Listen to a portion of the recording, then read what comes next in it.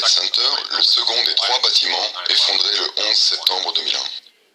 J'utilise le mot effondré, mais les mots peuvent être trompeurs. Que voyez-vous en réalité sur ces images? Il y a une énorme quantité de débris en chute libre, mais sous la couronne de débris, voyez-vous la séquence rapide d'éjection explosive de matériaux? Certains débris ont été éjectés à plus de 160 km/h. Je vais appeler cela des explosions, car il est difficile de trouver d'autres mots pour décrire ce que nous voyons ici. Les explosions ne sont ni isolées ni rares. Elles sont ininterrompues et communes. Elles descendent progressivement le long des façades de l'immeuble au même rythme que les débris en chute. Vous pouvez peut-être imaginer une cause naturelle, mais pas moi. Notez que les explosions se produisent simultanément sur plusieurs étages, sur de larges zones, pas uniquement étage par étage, ce qui aurait pu être expliqué par un effondrement en pic d'assiette. Observez les explosions bien en dessous de la zone d'effondrement. Certaines sont localisées et concentrées, c'est ce qu'on appelle des pétards, dans le jargon de la démolition contrôlée. En tout cas, ce n'est pas une démolition contrôlée classique. L'immeuble est progressivement détruit à partir du haut par des vagues d'explosions produisant une grande quantité de débris. La destruction se fait en plusieurs vagues, et non pas en une seule. La rapide séquence d'explosions se produisant près de l'angle visible de l'immeuble est la plus flagrante. Simultanément, nous voyons se produire une autre vague d'explosions, bien plus bas sur les façades de l'immeuble, sous le rideau de débris en chute libre. Les 2 vagues d'explosions progressent vers le bas, le long des façades de l'immeuble, à la même vitesse que les débris en chute, quelques mètres plus loin. Les blocs de béton ne sont pas tombés au sol, ils ont été pulvérisés et réduits en poussière. Il n'y a quasiment aucun gros morceau de béton parmi les décombres. Notez que le béton qui est violemment éjecté des côtés de l'immeuble est déjà réduit en poussière. Notez aussi que dans le nuage de poussière, il y a d'énormes poutrelles, des sections entières d'acier de l'ossature qui sont visiblement projetées hors de l'immeuble. Le déplacement horizontal de certaines poutrelles a atteint une vitesse de plus de 110 km/h. Certaines de ces poutrelles se sont empalées dans les façades des buildings avoisinants.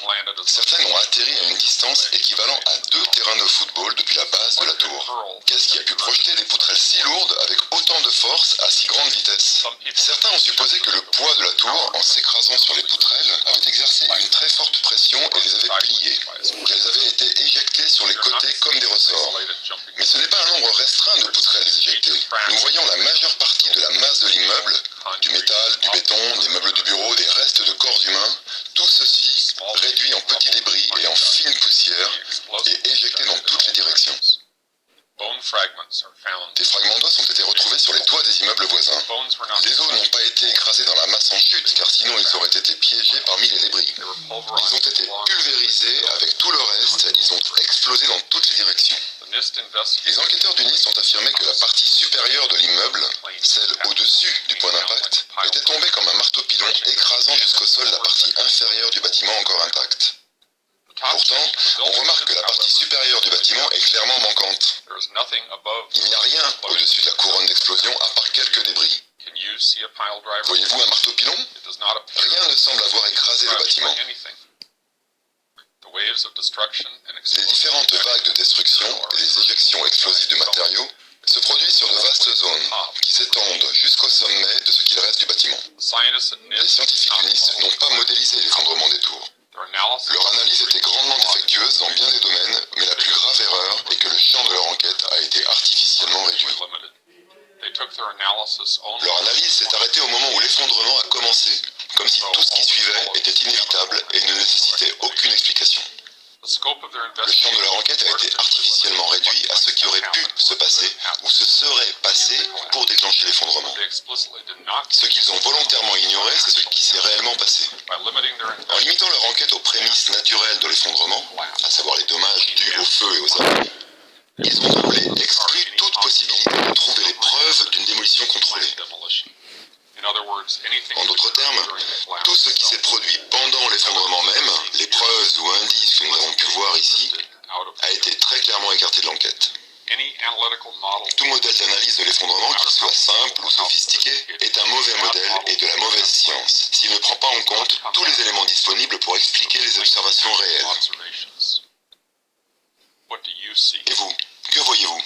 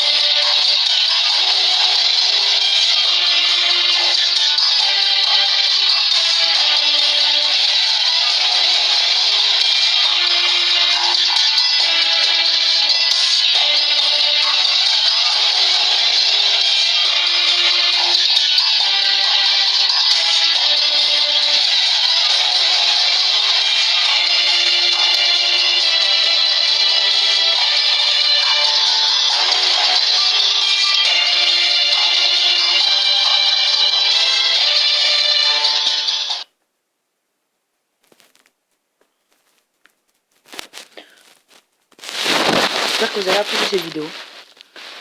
J'essaierai de vous trouver plein de vidéos censurées qui n'ont pas le droit d'être là et que les états cachés. Mettez-moi dans les commentaires. Je trouverai tout ce que vous voulez. Je me débrouillerai pour le trouver. J'ai trouvé plein d'images censurées, plein de choses qu'on n'a pas le droit de publier sur internet. Bon, abonnez-vous, mettez ce que vous voulez dans les commentaires. Et mettez un petit pouce vert ou bleu si cette vidéo vous a plu. Bon bah salut. Si vous voulez regarder les autres vidéos de Clash of Clans, allez au revoir.